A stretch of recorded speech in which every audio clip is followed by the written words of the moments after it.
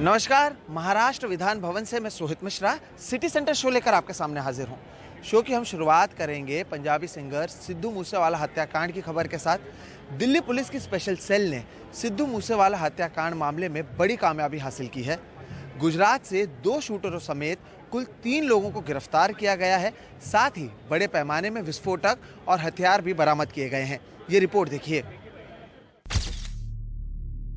प्रियव्रत फौजी, कुलदीप उर्फ कशिश और केशव, तीनों को दिल्ली पुलिस की स्पेशल सेल ने गुजरात के मुंद्रा पोर्ट के पास 19 जून को बरोई गांव से गिरफ्तार किया है। वहां वे किराए का कमरा लेकर रह रहे थे।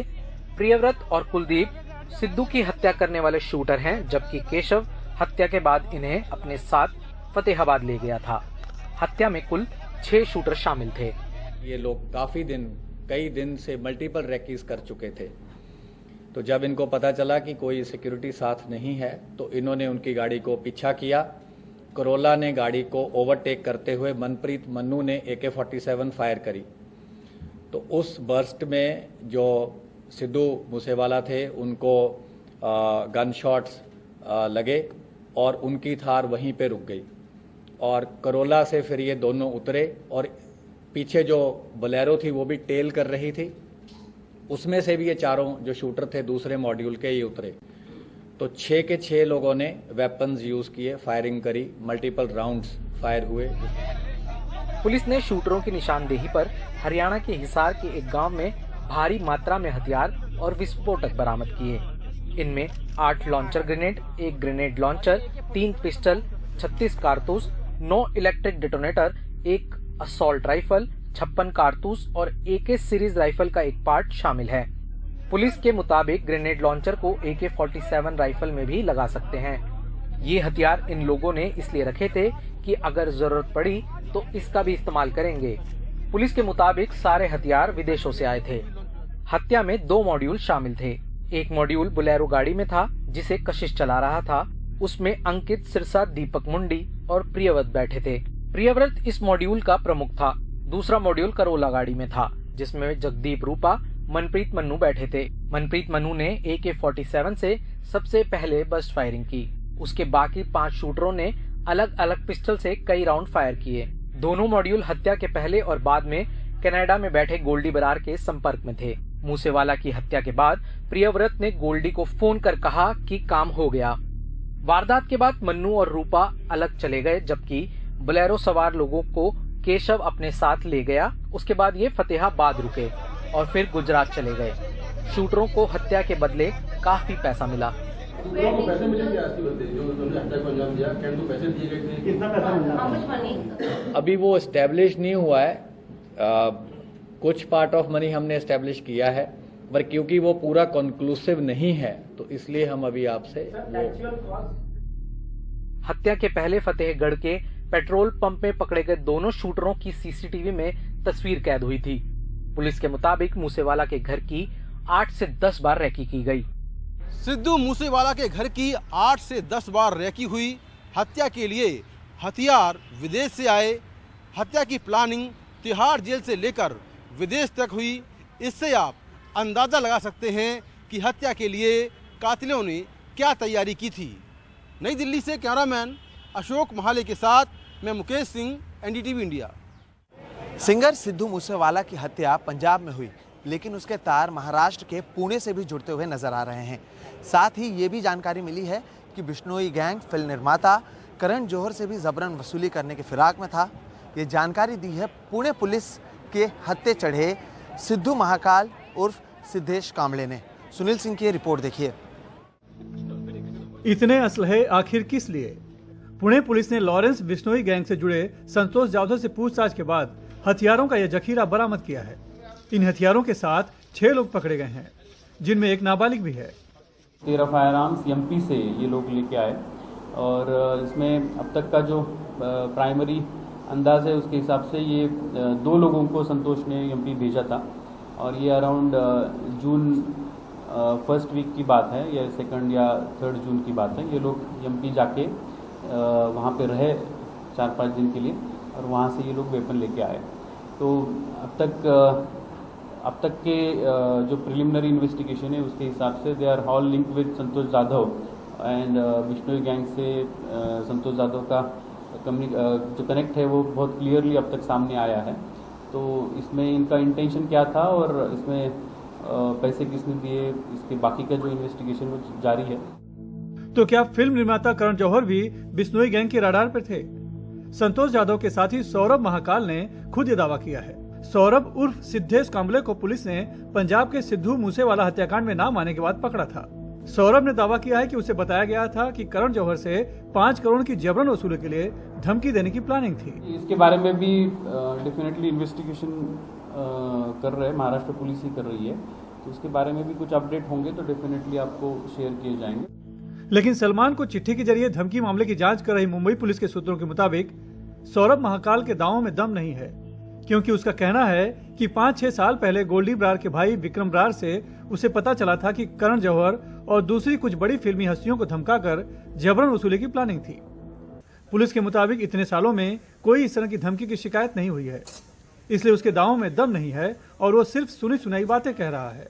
लेकिन इस बार से इनकार नहीं किया जा सकता कि मुंबई अंडरवर्ल्ड के कमजोर हो जाने के बाद पंजाब, राजस्थान और हरियाणा में सक्रिय लॉरेंस बिश्नोई गैंग की नज़र अब बॉलीवुड पर है और सलमान खान को मिली धमकी भरी चिट्ठी उसी साजिश का हिस्सा हो सकती है।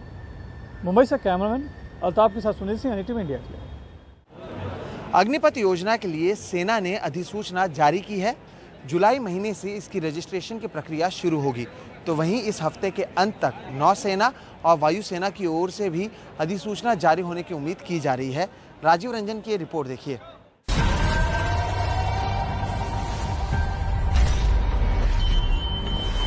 राष्ट्र सर्वोपरि, देश ही हो जिसकी पहचान। सेना का नोटिफिकेशन आ गया है। खतरों से आंखें मिलाने का 5 श्रेणियों में अग्निवीरों के लिए आवेदन मंगाए गए हैं। कुछ में 8वीं और कुछ में 10वीं पास युवा भी आवेदन कर सकते हैं। इन्हीं फौलादी जज्बों को देती है सेना एक नई पहचान। अग्निवीरों की वर्दी आम सैनिकों वाली होगी, बस बैज अलग होगा। उनका रैंक भी अलग होगी और ट्रेनिंग भी। एनरोलमेंट के साथ उनकी सर्विस शुरू मानी जाएगी और 4 साल बाद उन्हें सेवानिधि पैकेज मिलेगा। इन्हें कहीं भी जरूरत के मुताबिक तैनात किया जा सकता है। एक सेवानिधि पैकेज है जिसके अंदर उसका योगदान 5 लाख है। गवर्नमेंट अपनी तरफ से 5 लाख डालेगी। इन दोनों के ऊपर जो इंटरेस्ट दिया जाएगा वो तकरीबन 1.5 लाख होगा। सो टोटल पे उसको 4 लाख तकरीबन इतनी मिलेगी। अग्निवीर आम सैनिकों की तरह सम्मान और अवार्ड के भी हकदार होंगे। अग्निवीरों को साल भर में 30 दिनों की छुट्टी मिलेगी, साथ में मेडिकल लीव की व्यवस्था होगी। अब पर्वत भी नहीं दिखा सके इनके हौसलों को। अग्निवीरों को सेवा के दौरान ट्रेवल अलाउंस भी मिलेगा। अग्निवीरों को ग्रेजुटी नहीं मिलेगी और न ही पेंशन। 4 साल के दौरान अगर कोई अग्निवीर शहीद हो जाता है तो उसके परिवार को 1 करोड़ मिलेंगे। सेवा करने के लिए जो सर्वोच्च बलिदान देगा उसकी इंश्योरेंस कवर नॉन कॉन्ट्रीब्यूटरी है। आज पूरे देश में मैं भी कंट्रीब्यूशन देता हूं, जो बाहर जवान खड़ा हुआ है वो भी कंट्रीब्यूशन देता है। सिर्फ एक इंसान है अग्निवीर जो आगे आने वाले टाइम पे कंट्रीब्यूशन नहीं देगा और उसको तकरीबन 1 करोड़ का इंश्योरेंस मिलेगी अगर उसने अपने देश के लिए किसी वजह से बलिदान दिया। वायुसेना और नौसेना इसी हफ्ते के अंत तक नोटिफिकेशन जारी कर सकती है। सेना ने साफ कर दिया है कि विरोध के बावजूद अग्निपथ जारी रहेगा। यही नहीं, विरोध करने वाले इस योजना से बाहर रहेंगे। साफ है, सेना के पास आगामी भर्तियों को लेकर एक पूरी योजना है जिस पर अमल करने को लेकर वह पूरी तरह से तैयार है। नई दिल्ली में राजीव रंजन, NDTV इंडिया। अग्निपथ योजनाओं के खिलाफ विरोध प्रदर्शन लगातार जारी है और इसी सिलसिले में आज भारत बंद का भी ऐलान किया गया था। बिहार, उत्तर प्रदेश, हरियाणा, मध्य प्रदेश समेत कई राज्यों में युवाओं ने इस योजना के खिलाफ विरोध प्रदर्शन किया। दिल्ली गुरुग्राम एक्सप्रेसवे पर भारत बंद की वजह से भीषण सड़क जाम रहा। इसके अलावा नोएडा और मुंबई में भी जाम की स्थिति बनी रही। हरियाणा में कई टोल प्लाजा पर विरोध प्रदर्शनों में किसान नेता भी शामिल हुए। बीते कई दिनों से जारी प्रदर्शनों के चलते बिहार में सरकारी संपत्तियों को काफी नुकसान पहुंचा है। आज 350 ट्रेनें रद्द हुई, कई जगहों पर इंटरनेट बंद रहा। आज तीसरे दिन कोई भी ट्रेन सुबह 4 बजे से रात के 8 बजे तक नहीं चली, जिसके कारण लाखों यात्रियों को न केवल मुश्किलों का सामना करना पड़ रहा है, बल्कि पटना से हर जगह जाने वाले हवाई यात्रा की टिकट काफी महंगी हो गई है।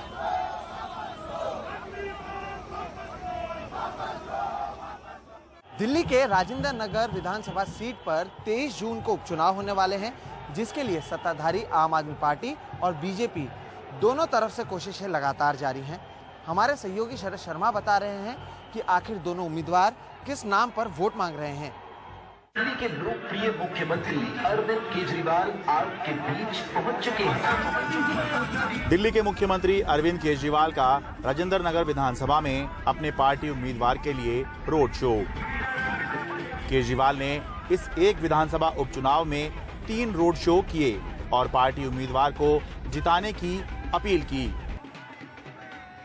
आपको काम करने वाला विधायक चाहिए तो झाड़ू पे बटन दबा देना, अगर आपको लड़ाई झगड़ा करने वाला विधायक चाहिए तो कमल पे बटन दबा देना। हमारे बीच में हम सबके प्रिय मनोज तिवारी जी।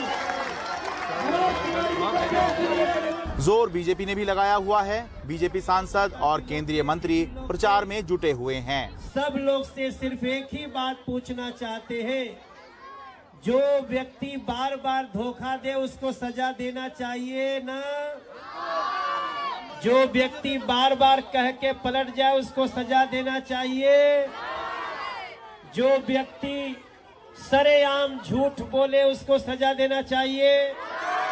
नरेंद्र मोदी जिंदाबाद, जेपी नड्डा जिंदाबाद, श्री जेपी नड्डा जिंदाबाद।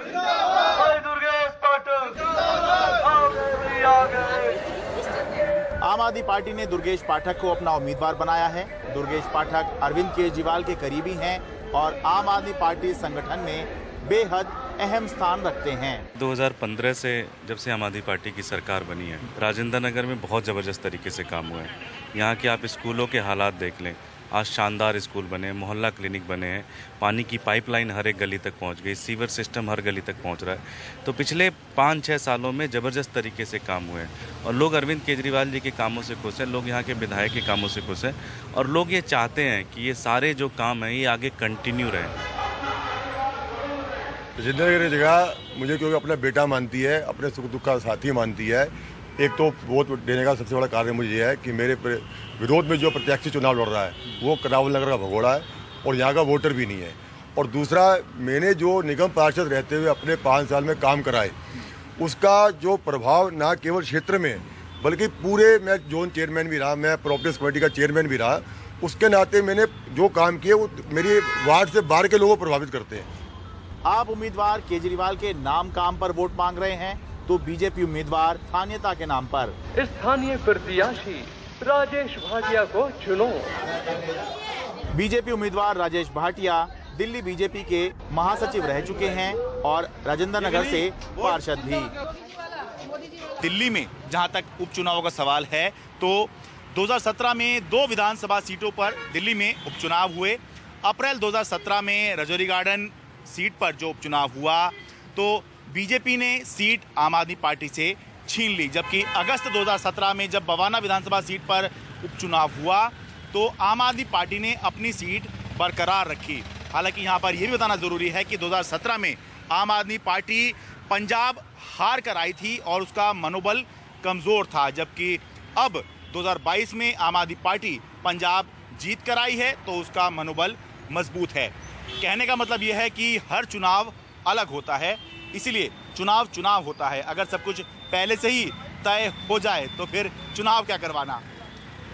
राजेंद्र नगर दिल्ली से अपने कैमरा सहयोगी एजे जोसेफ के साथ मैं शरद शर्मा, एनडीटीवी इंडिया। पंजाब में होने वाले उपचुनाव के लिए दिल्ली के मुख्यमंत्री अरविंद केजरीवाल भी मैदान में उतर गए हैं। आज उन्होंने पंजाब के मुख्यमंत्री भगवंत मान के साथ संगरूर में रोड शो किया। ये रोड शो आम आदमी पार्टी के उम्मीदवार गुरमेल सिंह के समर्थन में किया गया।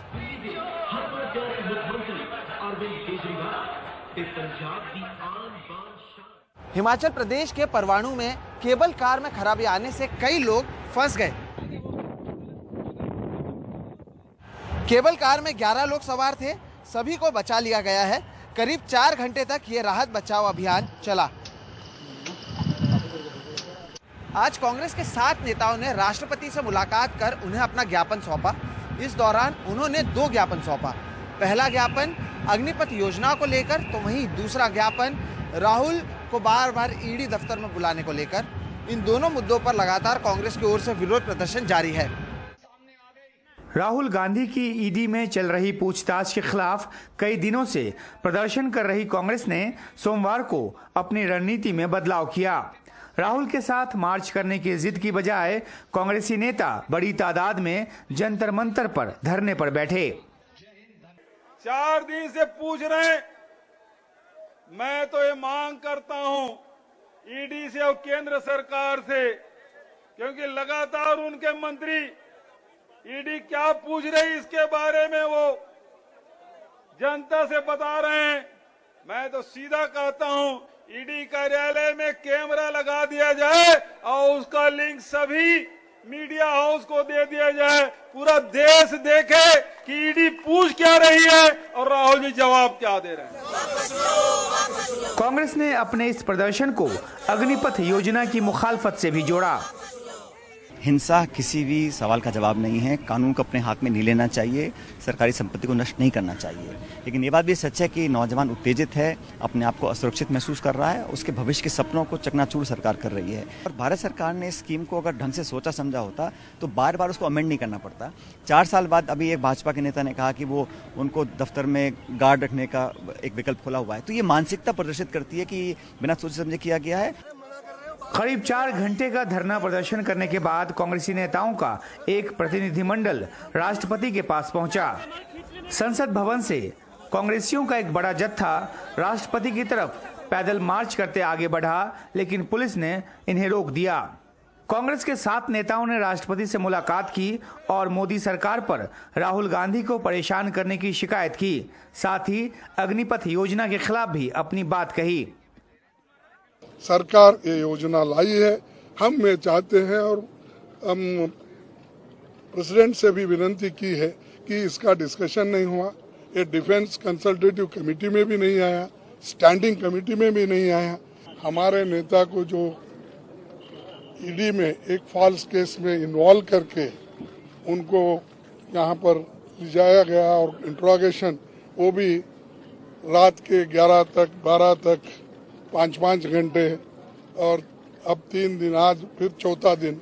ये जो हरासमेंट की नीति चल रही है, तो ये हमारी चीजें उनके सामने रखे।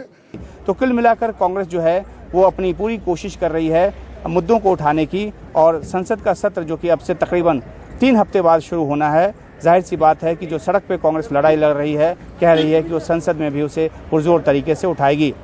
दिल्ली से उमाशंकर सिंह, NDTV इंडिया।